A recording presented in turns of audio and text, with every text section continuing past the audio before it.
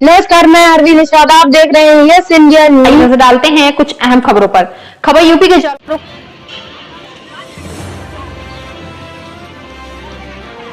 खबर जालौन की कालपी से है, जहां नवरात्रि के पवित्र दिनों में मां दुर्गा साक्षात 9 रूपों में प्रकट होकर भक्तों के कष्ट हारते हुए उनकी सभी मनोकामनाएं पूरी करती हैं। माना जाता है कि सृष्टि की उपाधि से पूर्व जब चारों ओर अंधकार था और कोई भी जीव जंतु नहीं था, तो मां दुर्गा ने ब्रह्मांड की रचना की थी। इसी कारण देवी स्वरूप को आदिशक्ति मां जगदम्बा के नाम से भी अभिहित किया जाता है।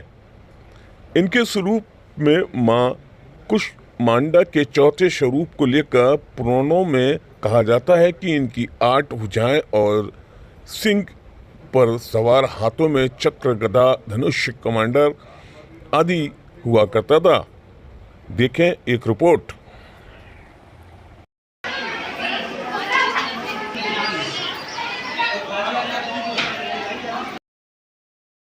बता दें कि शक्तिपीठ कालपी के पिंगल में पूजा अर्चना और मंत्रोच्चारण के उपरांत शक्तिपीठ महान श्री 1008 यमुना दास श्री महाराज ने मां दुर्गा के 9 स्वरूपों का विशेष वर्णन करते हुए नवरात्रि में कन्या भोज के महत्व को विस्तार से वर्णन करते हुए बताया।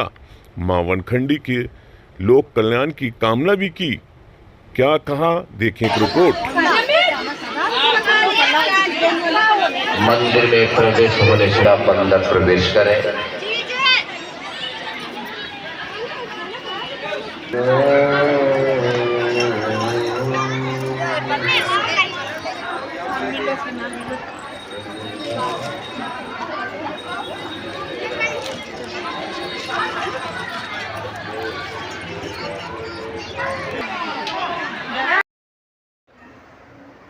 महाराज, जैसा कि हमें ज्ञात हुआ है कि यहाँ पे माँ वनखंडी मंदिर बहुत ही सिद्ध मंदिर माना जाता है।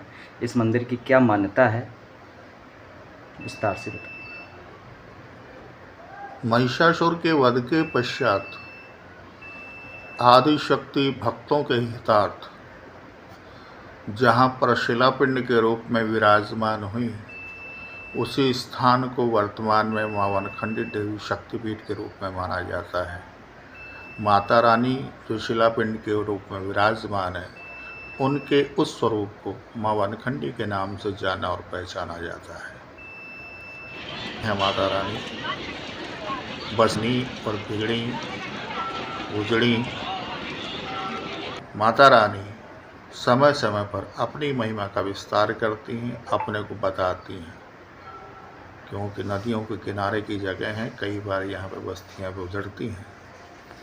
उजड़ने के बाद माता रानी भी अपने स्थान में विलुप्त होती हैं।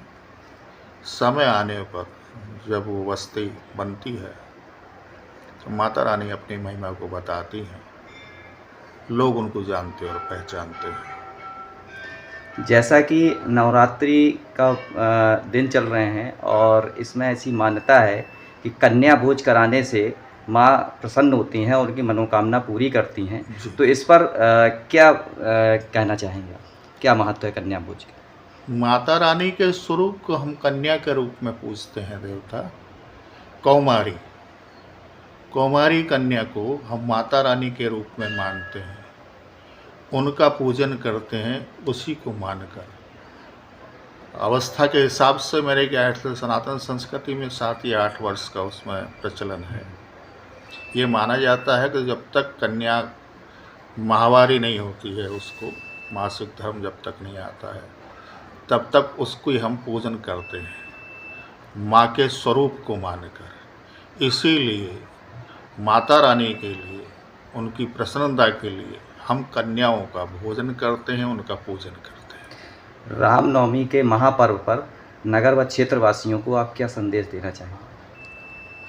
भगवान प्रभु श्री राम आप सभी का कल्याण करें, उनका वरद हस्त आप पर सदैव बना रहे। खबरों को देखने के लिए जुड़ा रहा हमारे चैनल।